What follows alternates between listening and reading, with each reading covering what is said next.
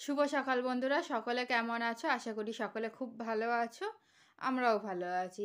আজকে আমি আমার ব্লগটি এখান থেকেই শুরু করছি। এই যে পুচকুসোনা দেখো মাদের ঘরে এসে খেলা শুরু করে দিয়েছে সকাল সকাল। এখন যেহেতু মা রান্নাঘরে যেতে পারছে না, ওর জন্য আমাকে ওই দিকটা সামলাতে হচ্ছে, আর মা এই যে একে সামলাচ্ছে। মা বাথরুমে যাওয়াতে আমাকে এখন চলে আসতে হচ্ছে এর কাছে। একদম একা রেখে যাওয়া যায় না, দেখো। এখন তো আবার ঘুরতেও শিখে গেছে আস্তে আস্তে, এই মাথা থেকে ওই মাথা ঘুরে যায়। ওই কারণে একা রেখে যাওয়া যায় না একদমই ওকে। আর আজকে সকাল সকালই ঘুম থেকে উঠে পড়েছে। বাচ্চারা সকালবেলা ঘুম থেকে উঠে বলে অনেক কাজের সমস্যা হয়। অন্তত যাদের ঘরে এরকম ছোট বাচ্চা আছে তারা অবশ্যই জানো তোমরা। কি হয়েছে মা? তোমার ঘুম হয়ে গেছে আজকে? হ্যাঁ, আর ঘুম হবে না? হুম।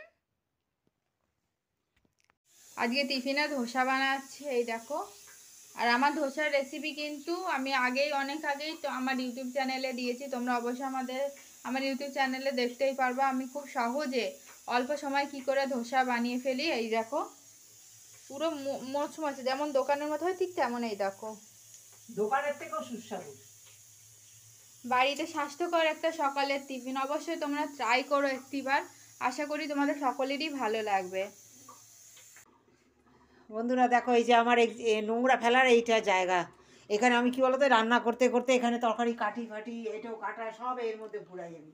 দিয়ে আমি এর মধ্যে সমস্ত নোংরা যেই ভরে আসে, তখন কি করি, এইটার মধ্যে নিয়ে, এটা যে ছোট ভাত, এই নিচে বারবার এই বড় ডাস্টবিনে যাওয়াটা কোমর নিচু করে খুব কষ্ট হয় আমার। আমি কি করি বলো তো, এইটার মধ্যে রাখি, রেখে যেই এটা ভরে যায় আমি এটার মধ্যে সব ফেলে দিই। ফেলে দিয়ে এইটা সুন্দর ধুয়ে নিই। এটা জল দিয়ে সুন্দর ভাসিয়ে একটু কসব্রাইট দিয়ে ধুয়ে ধুয়ে আবার রেখে দিই। এটা সুন্দর কসব্রাইট দিয়ে ধোবো, ধুয়ে আবার এখানটা রেখে দেবো। হ্যাঁ, আবার এটা ভরবে, আবার ওর মধ্যে ফেলে দেবো।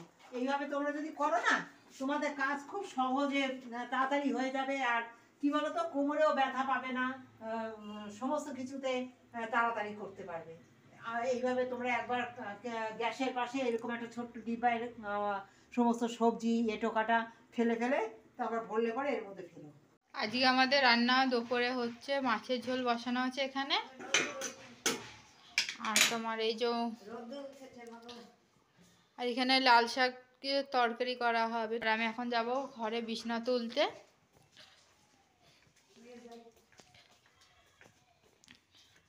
এখন আমি ঘরে বিছনাটা তুলে নেবো, যেহেতু পুচকুসোনা মাদের ঘরে ঘুমাচ্ছে। এই ফাঁকে এখন কাজগুলো করে নিচ্ছি। কর্তা কাজে চলে গেছে, দেখো জুতো নোংরা করে রেখে গেছে। এই দেখো জুতো পরিষ্কার করছি আমি, দেখেছো? এই দেখো, এইটাকে ডলে দেখো কীরকম সাদা বানিয়েছে। এবার এইটাকে জল দিয়ে ধুয়ে নেবো, একেবারে নতুনের মতো ঝকঝকে হয়ে যাবে। আমি এইভাবে পরিষ্কার করি। এই ভিতরে আমি এরকম ব্রাশ দিয়ে সার্ফ দিয়ে পুরো ভিতরে একদম পরিষ্কার করে নিচ্ছি। যত ঘামের গন্ধ সারা শীতকাল পড়েছে, ভিতরে সমস্ত হাঁটা চলা এসে মর্নিং ওয়াক করে, সব একদম পুরো নোংরা গন্ধ চলে যাবে। আমি সার দিয়ে ভিতরে পরিষ্কার করে নিচ্ছি, উপরে বাইরে ভিতরে দেখো একদম নতুনের মতো ঝকঝকে করে দেবো। একদম তোমার দেখো, ধুয়ে আমি দেখাচ্ছি কীভাবে আমি পরিষ্কার ঝকঝকে করেছি। এটাতে এইভাবে ব্রাশ ভিতরে ঢুকিয়ে, আর এই যে সার্ফ জল, এই সার্ফ জল এই ভিতরে দিয়েছিলাম, দিয়ে এই ব্রাশ দিয়ে ভিতরে পরিষ্কার করে নিই। স্নান করা হয়ে গেছে, আর এই যে এখন জল ভরতে চলে এসেছি আমি। জলগুলো ভরে নেবো, এরপরে তোমার দুপুরে লাঞ্চে বসবো, যেহেতু এখন 1টা বাজে। পুচকুসোনা ঘুমাচ্ছে, এই ফাঁকে লাঞ্চটা সেরে নেবো। আজকে লাঞ্চে কী কী রান্না হয়েছে সেটা তোমাদের সাথে দেখাবো। অবশ্যই আমি দেখিয়েছি তখন। আবারও লাঞ্চের সাথে তোমাদের সাথে তখন আলাদা কথা হবে। তোমরা তো তখন দেখলে মা জুতো পরিষ্কার করছে। এই যে ধোয়ার পরে অবস্থাটা তোমরা দেখো, শুধু পুরো সাদা হয়ে গেছে, পুরো নতুনের মতো হয়ে গেছে। যেহেতু এটি আবার সে 1টি বছর পর আবার ইউজ করা হবে, ওই কারণে সর্বদা এগুলো ধুয়েই তুলে রাখা হয়, নাহলে গন্ধ হয়ে যায় বিচ্ছিরি এর মধ্যে।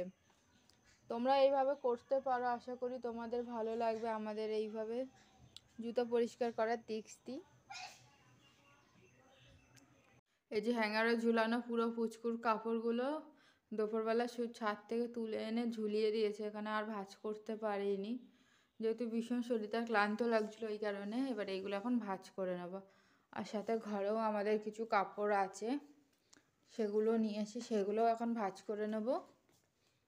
এই দেখো চেয়ারে রেখেছি, এইগুলো ভাঁজ করে নেব এখন আমি।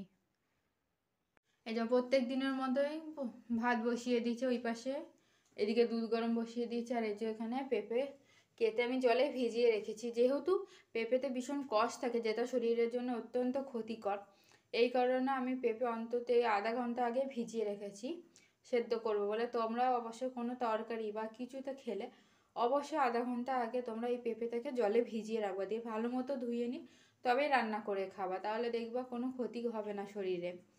আর এই যেখানে তোমার শাহি এঁচড় করা হয়েছিল, গাছ থেকে এঁচড় পাড়া হয়েছিল, সেটা তোমরা দেখেছোই। আজকের ভিডিওটি তোমাদের ভালো লাগে অবশ্যই আমার চ্যানেলকে সাপোর্ট করো, লাইক করো, শেয়ার করো, আমার পাশে থেকে আরও নতুন নতুন ভিডিও পাওয়ার জন্য।